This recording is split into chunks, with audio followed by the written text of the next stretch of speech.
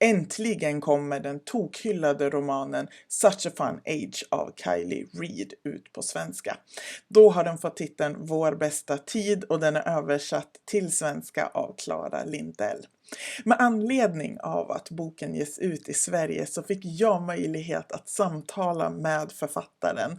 Vi pratade om mottagandet av boken, ämnen som boken berör, men också om skrivprocesser och min kommande bokcirkel om boken. Så varsågoda, här kommer min intervju med Kiley Reid.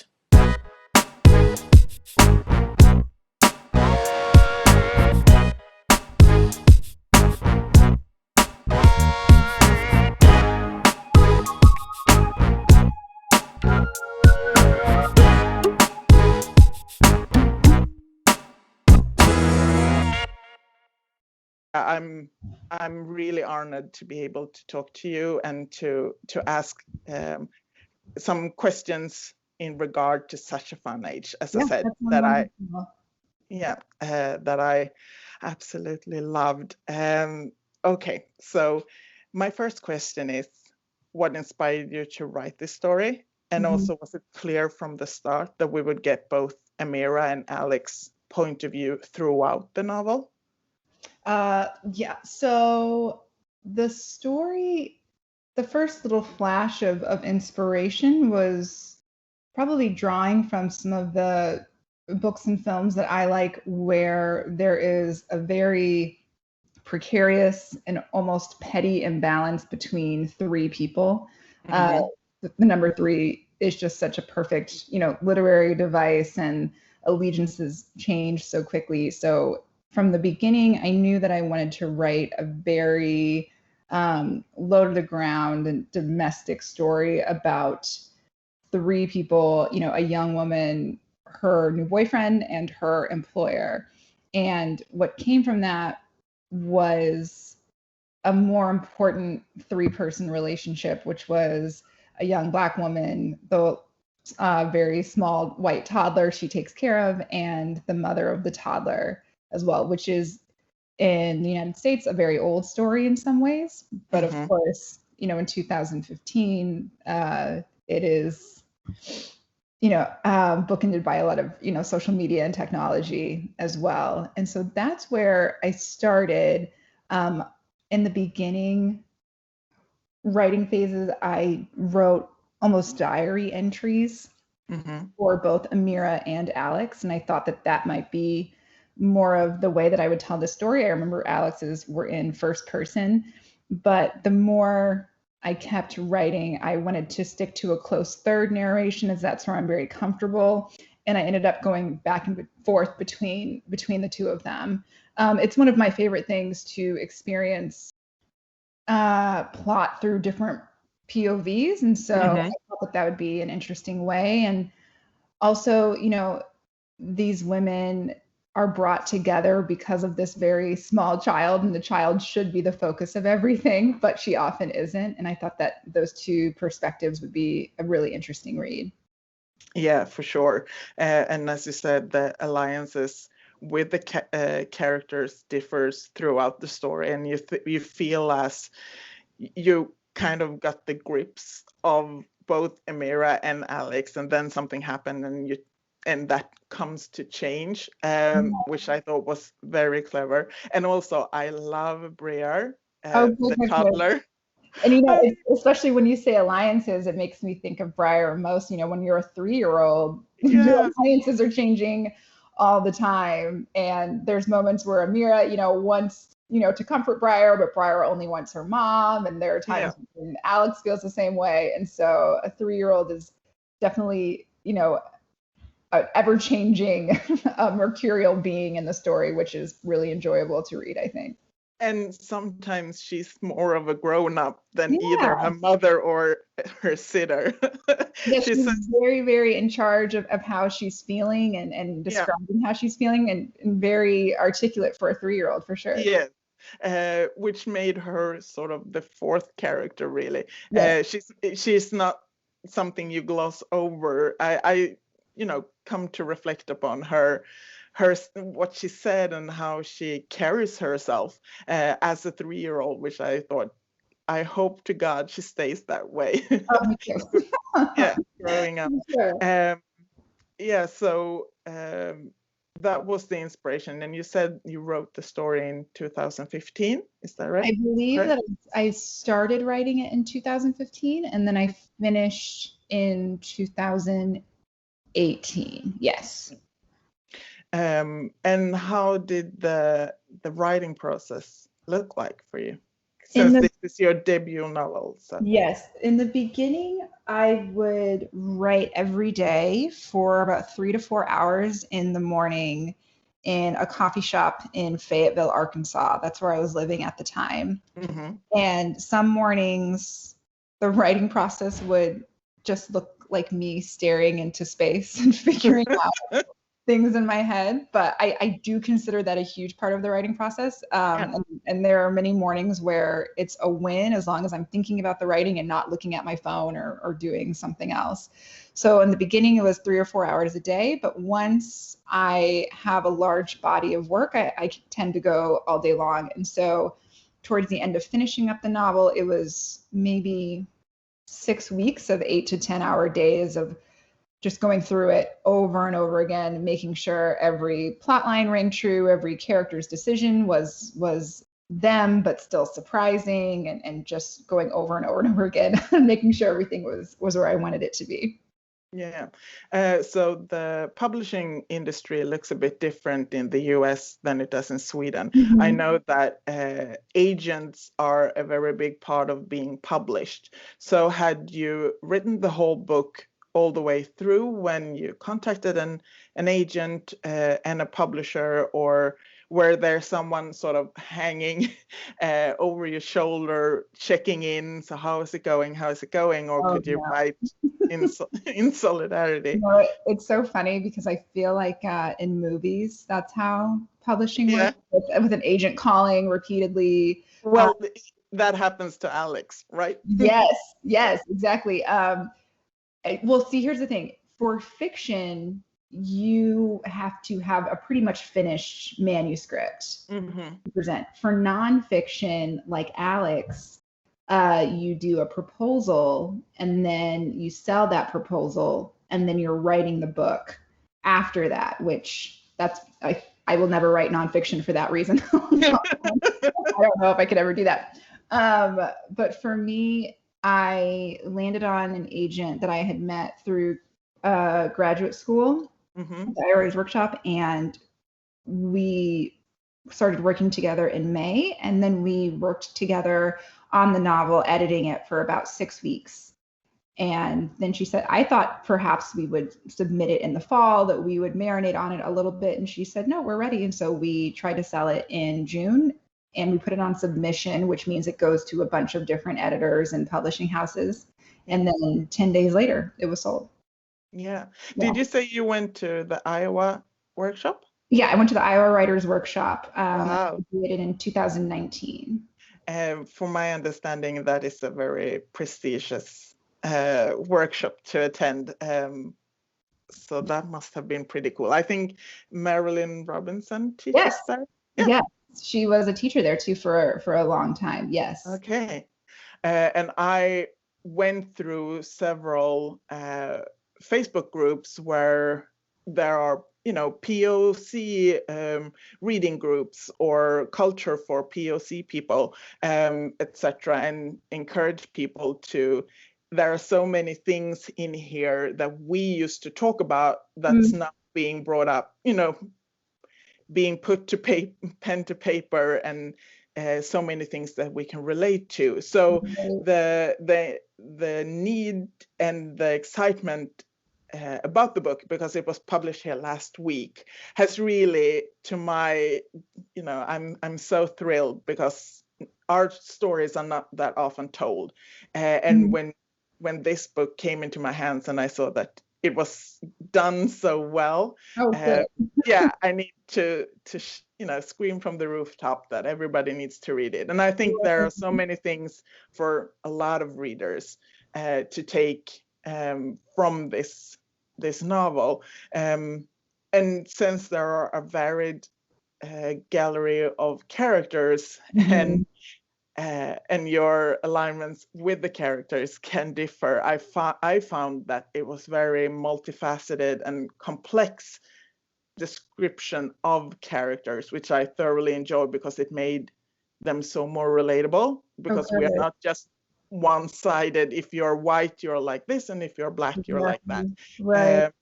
So was there any character in particular that you enjoyed writing, and anyone that you struggled with?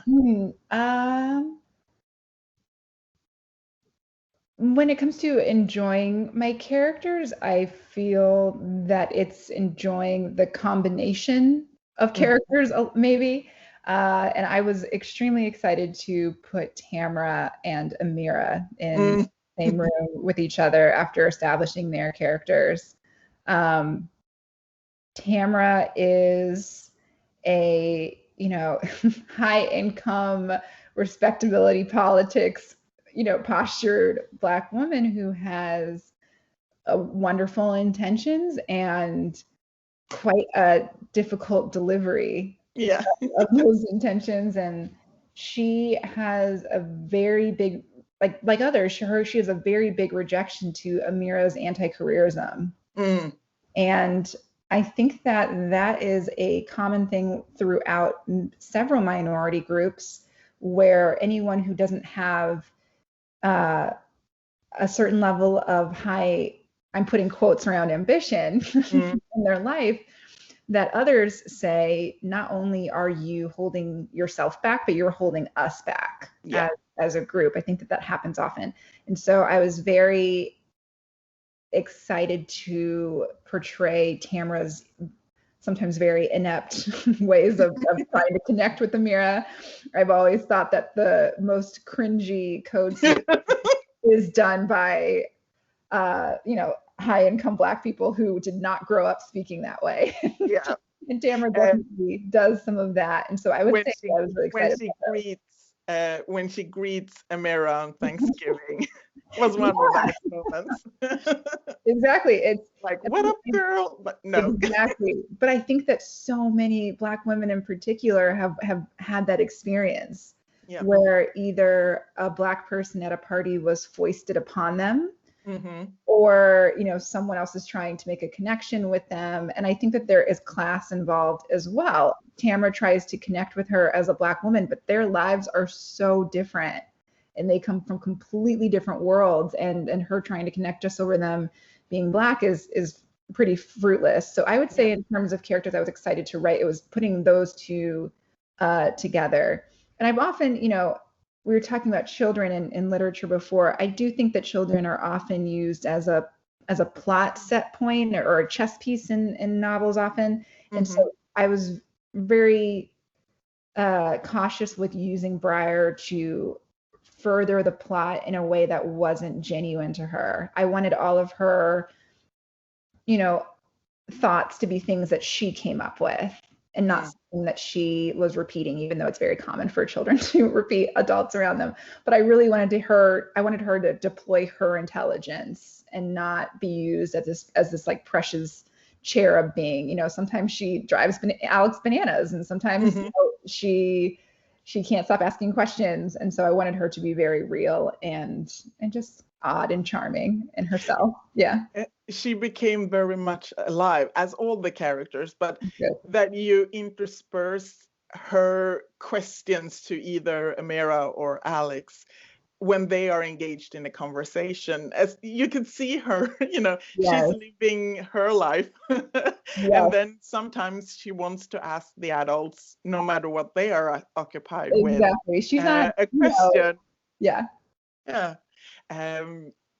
Well, as I said, the characters are really complex and multifaceted, as the topics being written about in the book, and that's what I think is making it such a good book club book, because there are so many themes as such: class, aspiration, privilege, and race, and I find those to be in the core of the novel. That sometimes it's not, as you said with Tamara and Amira, when they meet, it's not on the surface, it might appear as they are the same due to their race, but due to class but also privilege, they differ, and there's a friction there.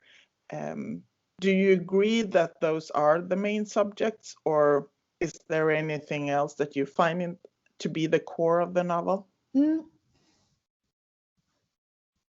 I'll say this, when I begin to write a novel, the things on my mind that are pulling me towards that story are never large themes. I never say, I'm going to write about money, or I'm going to write about racism, or I'm going to write about identity. It starts very, very small. I always start with people. I have to really be interested in the people and love them through their faults and and all of those things. So it always starts with people, and then the themes kind of emerge. I had a professor in graduate school who said you can't theme your way into a plot, and I think that there's some accuracy to that. But that said, other things start to come out, and for this story in particular, it would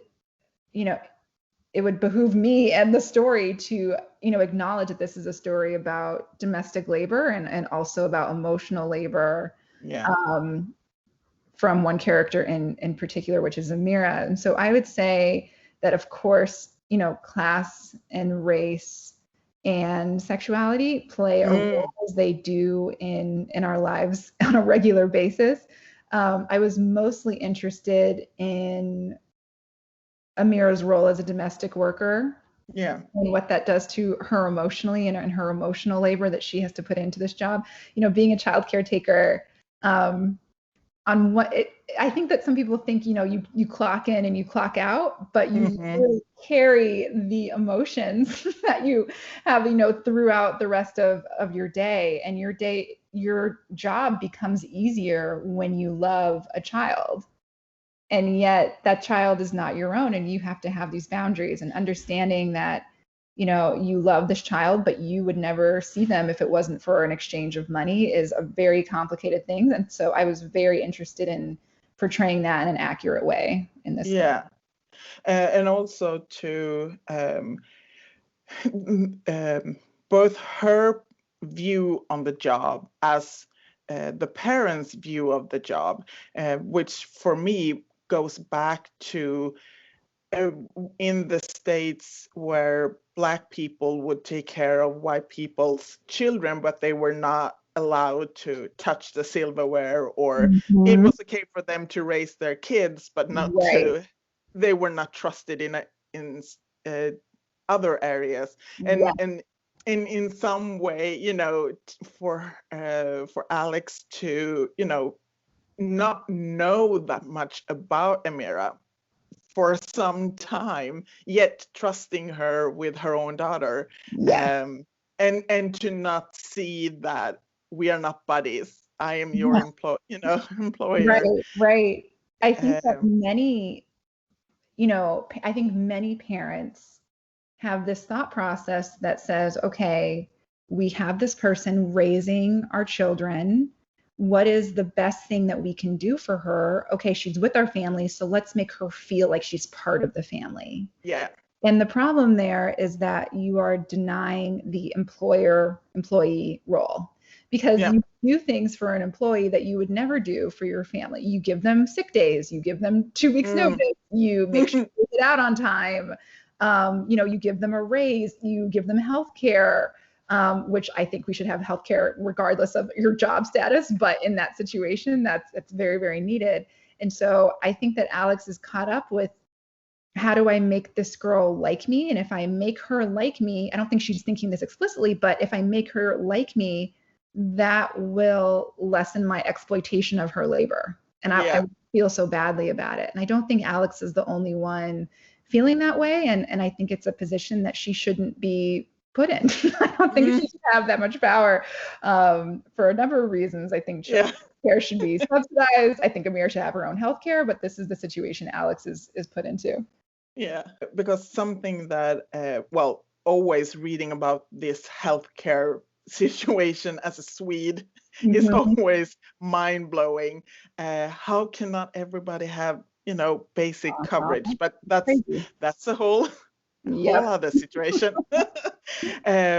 But I wanted to talk a little bit about the reception of the book. First Sure. of all, it was blowing up my social media feed in the beginning of 2020, Mhm. and I'm so hoping that you were able to feel the love that the book received, even though the pandemic then happened. Yeah. So the reception, has it differed between white people and people of color? Do they see different things as readers? And also, does it differ based on generations? Yes. Yes, across the board. So I did have about 4 weeks of book tour, Oh, which was okay. fantastic. And so that was another area where, it sounds quite trite, but it was just very touching to see people come out and because they read a book that they felt like they connected with, and that was just Yeah. very, very emotional and sweet. There have been several different responses that are very interesting. And it's not a divide between white and black. Fred Hampton talks about there's a capitalist in our midst, and sometimes he's white and sometimes he's black, and I agree. Mm. So I received responses from white women telling me how much their nanny actually is part of their family, and Mm-hmm. how much she likes them. I received responses from Black women who said they felt frustrated that Amira didn't want more for her life. Mm-hmm. But I also received comments from young Black women saying, I'm 25, I'm miserable, I loved this book. Yeah. I get connected with it. And I also had a lot of readers say to me, I read all the time, and this made me realize that I've never read a Black protagonist before. Mm. It was an extremely touching experience, and I feel that as an artist, you do not get to choose how people interact with your art. The fact that people are interacting with it at all is such a wonderful thing to me. And so there were times on book tour where, white women in particular would come up to me a little bit angry, saying, Alex is doing the best that she can. And, oh, have you had a child? Because it is really hard to lose weight after you have a child, and things like that. But the thing is, when art can evoke emotions, that is the goal. And so when people spend time with my work, whatever they come away with, I'm very happy that they spent time with it. And that's what I try and focus on. Tour was really, really touching and wonderful, and nice to connect with women. And it was so wonderful to hear Black women say that, I didn't think that I would ever hear me and my friends talking in a literary fiction novel, and that was really nice to hear. Yeah. As I said many times, I feel as if this book has such a depth to it for so many people to either gain something or be provoked by, or to recognize themselves in. As you said with Tamara, I myself is mixed race, and I was so my father is from Ghana and my mother is from Sweden, and white. And I was brought up in a totally white surrounding, and moved then to Stockholm, which is the capital, to go to the university. And all of my friends were white growing up. So in a way, I could so see Alex's point of view, because we don't have that sort of nanny or a sitter situation here, since we have paid kindergarten here, or it's almost free. But I could so see what I now know is weight saviorism, or feeling as if you are a woke person, and you're acting with best intentions.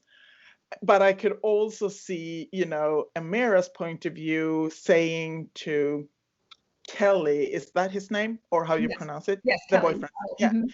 Yeah. That I cannot stand up and say a thing like that. I could not, I have to carry myself for what I say or how I dress. And that is also so relatable that, Yeah. and then me being with Tamara being frustrated, come on, you're 25, get your act together, have an ambition, but also knowing that we need to work, double as hard to get half as much. And in a way, I could see that Tamara has done everything right. She has been the good girl. She has, put in the work. She's got herself an education, and now you, with your lack of ambition, are dragging me down, and I have just, put myself above and being accepted, and to be the only Black friend, being the alibi that for Alex, I have Tamara. See, I have Black friends, therefore I'm, down, down with it. So there are some, and also how that differs within the context, and I think that's why I loved about the different point of views, that sometimes Amira is portrayed being in her work environment, but also to be able to see her when she's her private self, and to see Alex in how she wants other people to perceive her, as on the same way how she perceives herself. So it's a very refreshing contemporary tale of what it is to be, a woman, full stop, and then you can put into it whatever you want, if it's race or class or so much of the Black experience for so many people is being the only Black person in the room. Often, I think that many Black people have had that experience, whether it's their workplace or their school or their town or wherever they're at. And I just wanted Amira to be fully herself. And I think often in literature, Black people are either portrayed as extremely low income, but mentally upward mobile, and only where they are because of other circumstances, and they never make mistakes. You're just the most likable person. Or they are extremely successful, and having a very intimate marriage problem as a CEO of a business or something. That's not where most people are living, Black or white. And I wanted Amira to have the freedom to be very much herself, and she's really good child caretaker. She's a really wonderful friend. She lives in a shitty apartment.